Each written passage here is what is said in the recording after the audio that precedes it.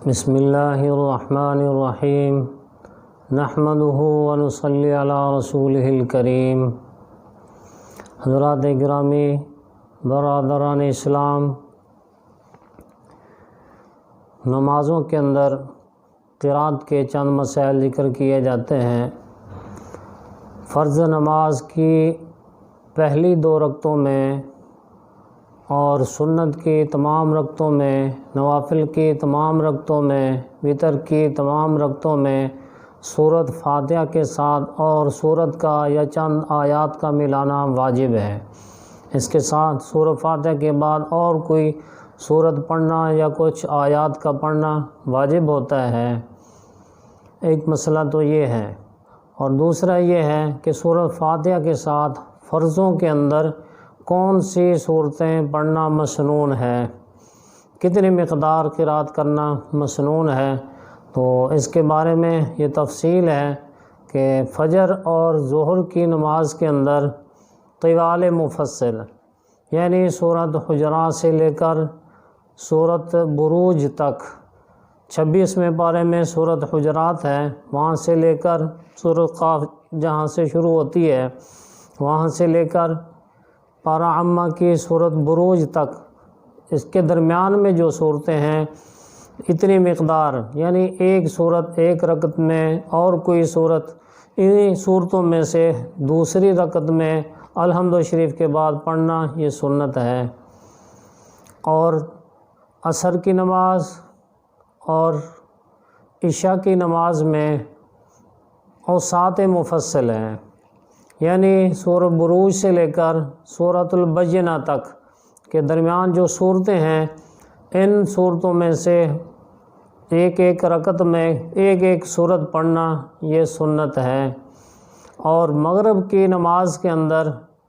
سورۃ زلزال سے لے کر آخر تک کی صورتوں میں سے سورۃ فاتحہ کے بعد ایک ایک رکعت میں ایک ایک صورت کا پڑھنا، یعنی فرض کی پہلی رکعت میں اور پھر دوسری رکعت میں ساتھ جو صورت پڑھی جائے تو ان صورتوں میں سے کوئی صورت پڑھی جائے، پوری صورت پڑھی جائے، یہ مسنون طریقہ ہے۔ حضرت عمر فاروق رضی اللہ تعالیٰ عنہ نے اپنے عمال کو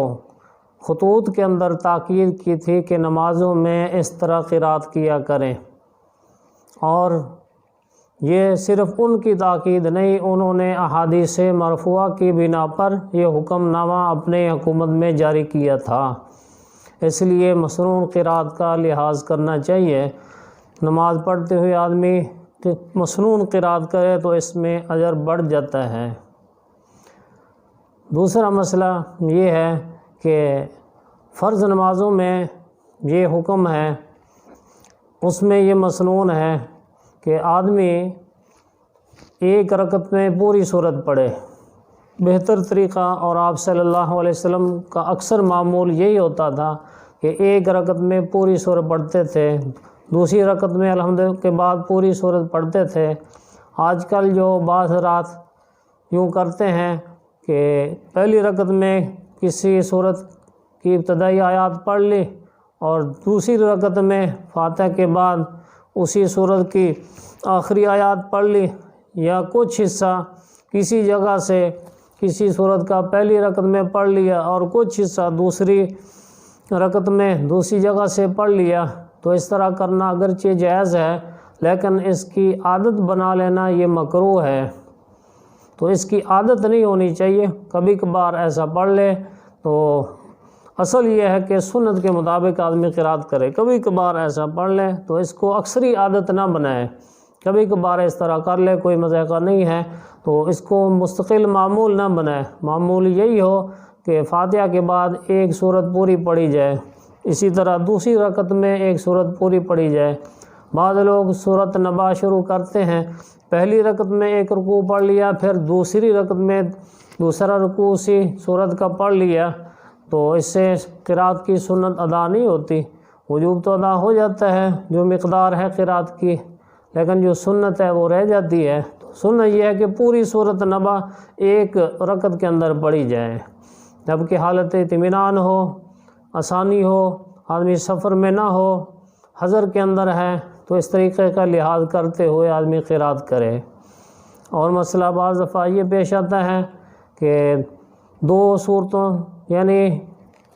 پہلی رکعت میں ایک صورت پڑھ لی اور پھر چھوٹی صورت اس کے ساتھ والی چھوڑ کر اس کے آگے والی صورت دوسری رکعت میں پڑھ لینا، فرضوں کے اندر اس طرح کرنا یہ مکروہ ہے۔ تو درمیان میں چھوٹی صورت نہ چھوڑی جائے، تو اگر چھوڑنی ہو تو کوئی بڑی صورت چھوڑیں، تو چھوٹی صورت ہے اس کو درمیان میں نہ چھوڑیں۔ تو فرضوں کے اندر ایسا کرنا مکروہ ہے، نوافل میں مکروہ نہیں ہے۔ تو جو واجب قرات ہے اس کا بھی خیال کیا جائے اور جو مسنون قرات ہے اس کا بھی لحاظ کیا جائے۔